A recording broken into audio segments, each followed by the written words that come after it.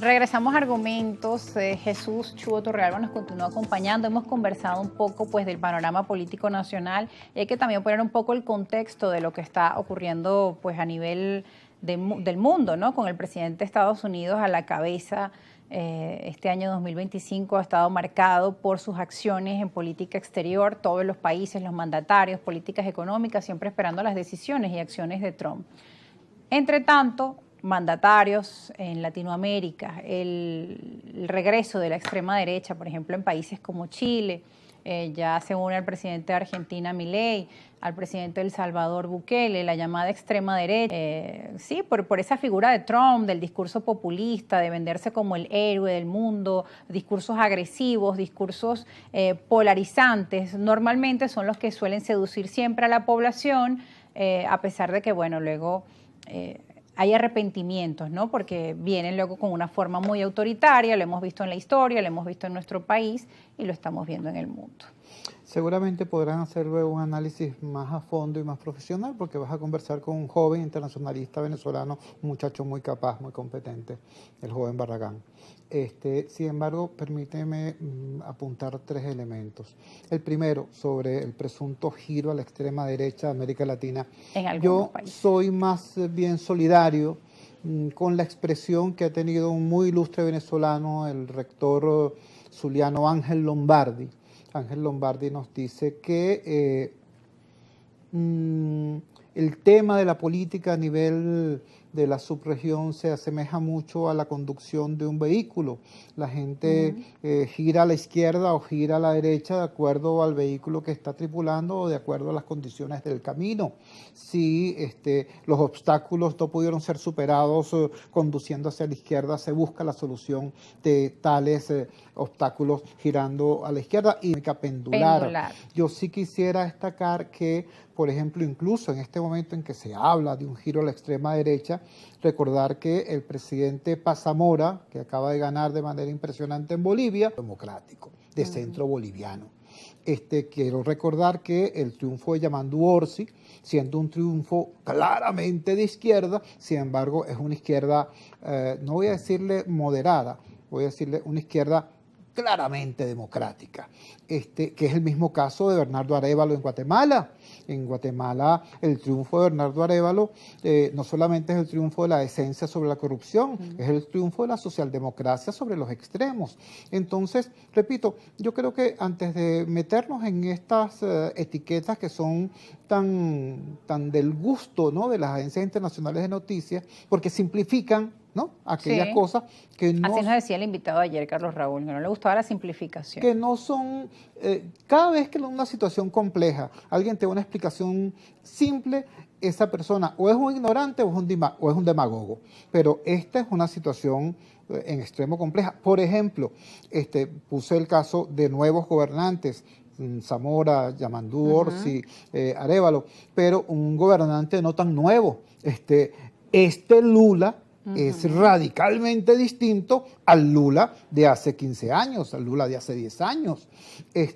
Por cierto, Lula está obteniendo victorias, ¿no?, como las que está obteniendo frente a Trump, haciéndolo retroceder en su intento de injerencia en el manejo de la justicia brasilera, que en el tema incluso económico, el tema de los aranceles. Son claras victorias de Lula frente a Trump.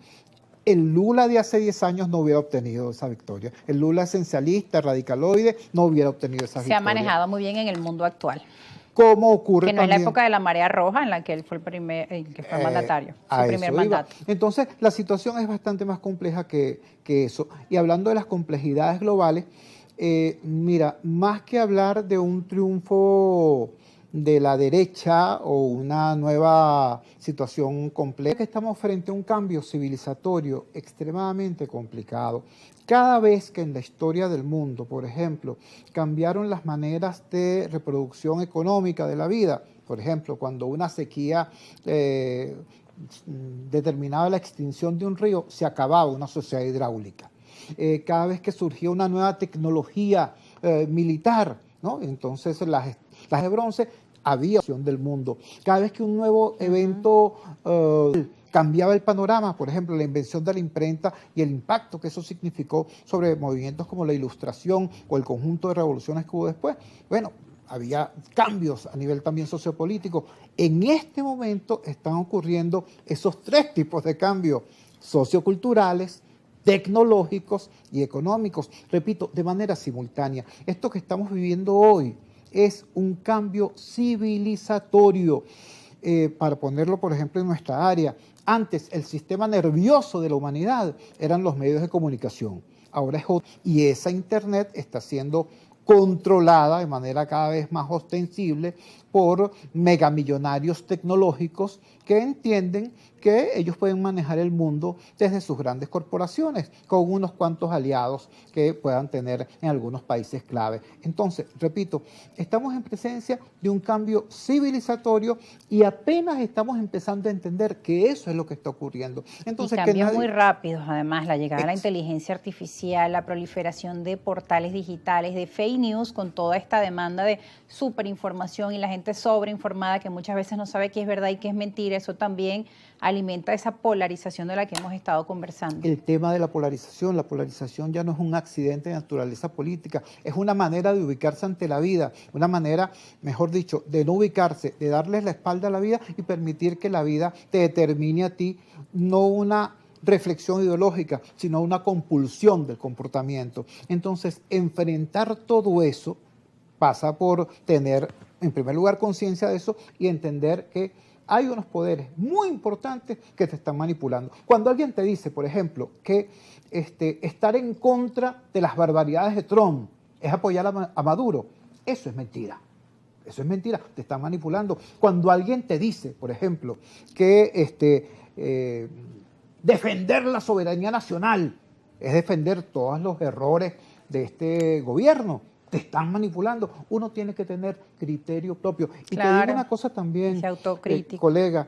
Críticos. Mira, hemos vivido situaciones recientes en la historia de nuestro país y por eso hablaba yo en el primer segmento de que el pueblo, tanto chavista como opositor, le exija a su dirigencia rendición de cuentas. Cuando en el chavismo, ¿no?, era popular y ese vasto sentimiento popular incidía en la toma de decisiones, no eran las roscas, para no decir las mafias, cuando no eran los grupos de presión los que determinaban la conducción del Estado. Bueno, el chavismo para muchos era una esperanza de redención social, no esta situación terrible de hoy. Lo mismo pasa en la oposición. Mira, hace apenas 10 años, obtuvimos una victoria inmensa desde el punto de vista electoral el 6 de diciembre del 2015. ¿Quién fue el caudillo, el Mesías de esa victoria? Nadie, no existía un Mesías. Era una dirección colectiva, una estrategia común y una vocería consensada. Es decir, era un triunfo ciudadano, no era el triunfo de un Mesías. Por eso digo, el pueblo organizado, movilizado y consciente de sí mismo es capaz de obtener grandes victorias. Estoy hablando de ambos sectores. Ojalá que eso se tome en cuenta y se pueda avanzar hacia. Y ya para finalizar, preguntaba también en ese segmento qué hacer desde ese centro crítico para, bueno, en medio de esta polarización, también ofrecer soluciones y resolver un poco esta dinámica. Yo creo que lo principal es reivindicar el principio de la soberanía popular. Por eso hablaba al pueblo chavista y al pueblo opositor. Que el pueblo chavista impida seguir siendo chantajeado desde las cúpulas, presionado, amenazado, que el pueblo opositor impida seguir siendo manipulado con el chantaje afectivo emocional desde las cúpulas y desde la maquinaria propagandística. Reivindicar la soberanía popular es el primer paso para defender de verdad la soberanía nacional. Bueno, muchas gracias por acompañarnos, Jesús Chuo Torrealba, esta tarde en el último programa del 2025 que nos acompañas aquí en Argumentos, porque ya quedan pocos días para terminar acá. Gracias a ti, todo un privilegio poder llegar acá para decir de verdad las cosas que uno piensa y debo decirlo claramente. En Argumentos se expresan argumentos, no propaganda, y por eso estamos aquí. Bueno, muchas gracias. Gracias por tus mensajes y por tus palabras. También para toda nuestra audiencia que está ahí en sintonía y que agradece tu participación. Gracias, muchachos. Al regreso continuaremos con más análisis aquí en esta edición de Argumentos. Esperamos contar contigo en el año 2026.